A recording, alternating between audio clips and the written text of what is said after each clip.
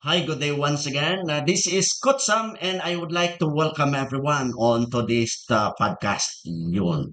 Good news mga boss. Meron po akong good news sa inyo. And then ngayong week na to, magbibigay po tayo ng sa 10 po na mabigyan natin ng free na EI Time Cycle Expert Advisor. Libre. Discuss ko po kung ano po ang time cycle EI natin.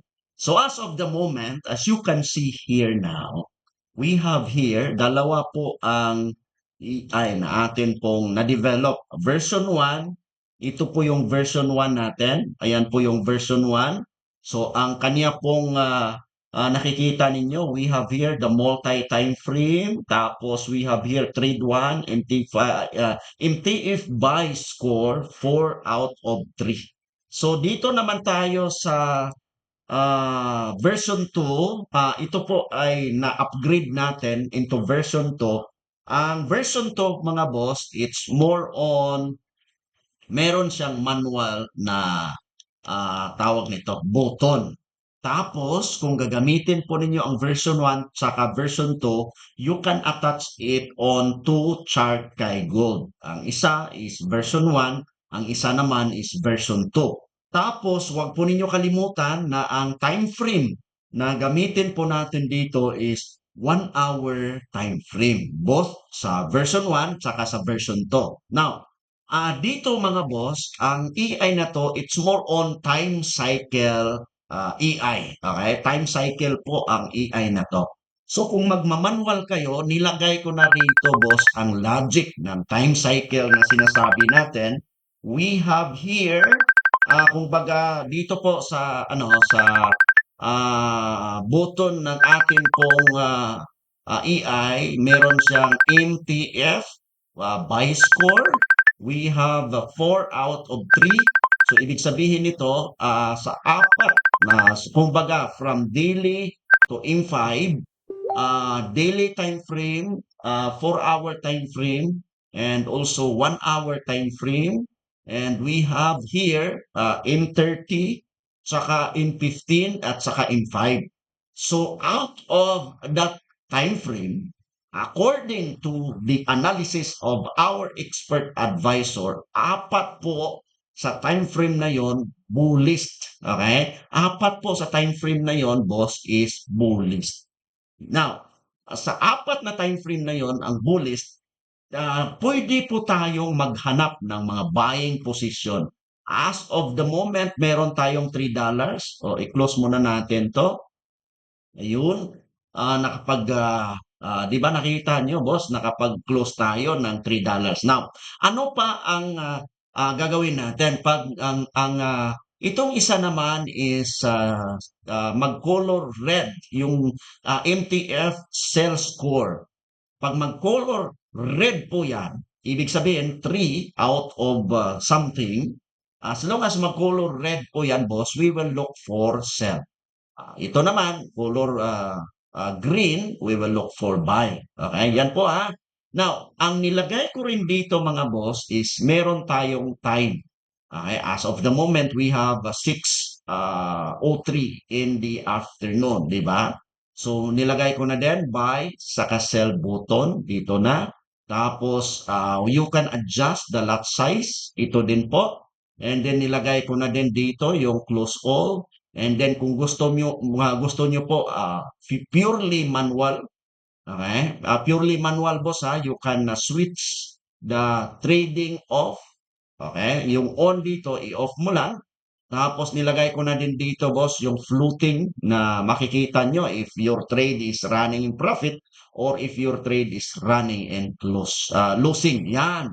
We have here also candle close in, ibig sabihin timer ng candle. Nilagay ko na din dito yung aking WhatsApp number, boss ha. So baka gusto nyo ako i-contact. Saka of course, further na information. So again, pag mag-manual kayo, tingnan nyo lang itong multi-time frame by score. Pag tatlo po yan, you can start looking for buy. Pag tatlo naman po yung sell na score dito, tapos nag-color red po itong MTF sell score na yan, boss, ibig sabihin you can look for sell. But in 1 hour time frame. Now, gusto ko ipakita sa inyo yung backtest, boss. Yung backtest ng atin pong EI. Kasi, of course, to be honest, kung gusto niyo po na magiging maganda po yung resulta, ha? Yung resulta sa inyo pong strategy, do not forget to consider the backtest para makita nyo yung performance niya. So, ito yung backtest ng atin pong tawag nito, ng atin pong expert advisor, mga boss. So, ang starting capital niya is 1,000 USD. Yes, 1,000 USD. Tapos, dito naman, kung nakita nyo, we are using every tick. Okay, ito po. So, malapit na po matapos. So, i-update ko po kayo once tapos na po ang test na to. Ha? Tapos, i-try din po natin na i-backtest yung every tick data. Yung isa, kasi sa MT5, dalawa yun eh. So, ito, tapusin lang natin para mabigyan ko kayo ng magandang update. So, i-upload ko din ang next video para at least makita nyo ng walang cut, ha. Okay, so ibig sabihin, wala po tayong editing na nangyayari rito. We just only use the software para yung screen recorder. Yan.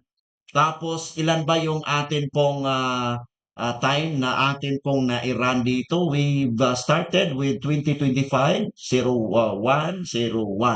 So, January. Tapos, nag-end po tayo ng 2026, 1201. Sa, sa itong test na to, boss, is 1 year na test natin. So, as of the moment, as you can see here, ito po ay kanya pong ano, ito sa settings naman, ayan po, yung nakita nyo, yung settings niya is talagang meron siyang multi-time frame analysis. Ang tawag ko diyan is yung top-down analysis. So, ito po mga boss, yung kanyang graph, yung mga curve niya pababa is that's normal kasi um, may SL po yung EI natin. Hindi po siya hedging, hindi din po sa martingale. Purely may SL. Yes. And then sa version 1 to, ito yung version 1 na ano na kumbaga resulta from 1,000 USD. Ilan na kaya yung ano yung resulta sa 1,000 USD na to? Sige nga, pakita ko yung ano yung tester na nagra-run. Oo, para lalo po natin maintindihan. Okay? So ito po yung nakikita nyo ngayon, mga boss, ang sa MT5 kasi iba yung screen for ano iba yung screen para mag-run yung tawag nito yung EI. Oo. Alam nyo naman siguro kung sa lahat po ng gumagamit ng tawag nito ng MT5, alam po ninyo ang akin pong sinasabi. So as of the moment, yung version 1 po na i-try natin, 1,000, from 1,000 to 1 year, umabot siya ng 8,900. Tignan nyo, boss, ang trade niya may stop loss.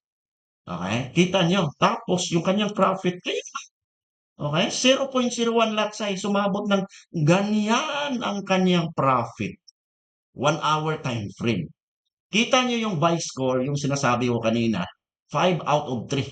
Time frame po yan. So, ibig sabihin, sa time frame, meron po siyang 4 na bullish o 5 na, 6 na. Yun o, tingnan nyo yung nangyayari. Lumipad. Okay, lumipad na lumipad. Tapos, yung SL, nag-trail stop na. So, ganon kaganda yung atin pong version 1 na expert advisor. 1,000 USD, you can start with SL. Ayan, kita nyo ba, so nag-3 out of 3. Tingnan nyo kung ano po ang mangyayari rito kasi lumabas na yung ano lumabas na yung red na sell score kanina. So let's wait. At babagsak ba?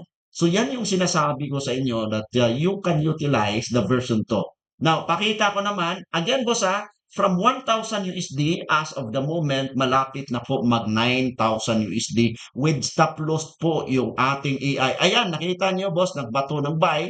Tingnan nyo yung stop loss. Okay, ma-hit man ang stop loss, do not worry kasi that's part of the game. But in the long run mga boss, babawiin naman yan ng atin pong expert advisor. Okay? So dito tayo sa version 2. Version 2 tayo ha sa test mode natin. We have here version 2 tayo, boss. Okay? Kaya lang ang version 2 natin is parang naiba yata kasi alam nyo may ano ako eh, may naipindot ako kanina. Akala ko mag-iba. Sige nga, try nga natin itong version 2 natin. Version 2, let's try to create template. Baka pwede na ma-restore, no? Baka pwede ma-restore yun. Try natin. Okay? So let's see here, template version 2 sana. Okay, parang wala. Wala yata, boss. Oo, wala eh. So ito naman yung version 2 natin na AI, again from $100, as of the moment nasa 495. So nakita niyo boss, pag mag-trade yan, may kasama pong stop loss. Ayun no, 'di ba nakita niyo? Ayan.